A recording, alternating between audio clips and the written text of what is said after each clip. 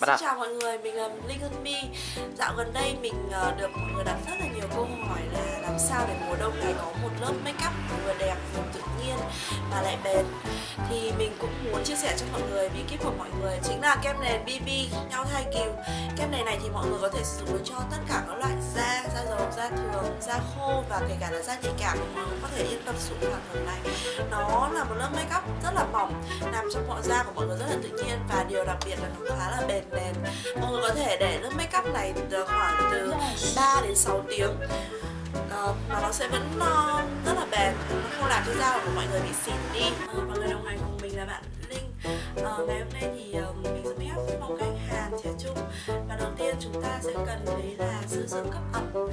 Để mọi người muốn có một làn da make up đẹp thì đầu tiên là mọi người phải cấp ẩm cho da rất là đầy đủ.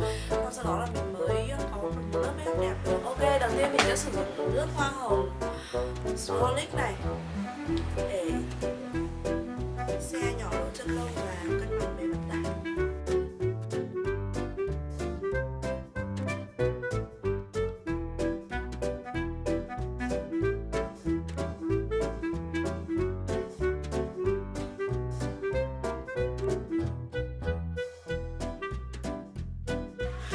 Tiếp theo là sữa dưỡng lịch đây. Cái sữa dưỡng này thì nó cấp ẩm khá là nhiều và thông thường thì da dầu cũng dùng được mà da khô cũng dùng được. Mọi người lưu ý nếu như mà da dầu mà mọi người cấp ẩm đủ ấy thì nó sẽ tự động trở thành da thường. Và hơn nữa cái mùa đông này thì da mọi người sẽ có tình trạng rất là khô mặc dù mọi người là da dầu. Thế nhưng mà mọi người chỉ cần cấp ẩm đủ với nước hoa hồng và sữa dưỡng thì đảm bảo làm da của mọi người cho dù có make up hay không make up thì nó cũng sẽ rất là đẹp.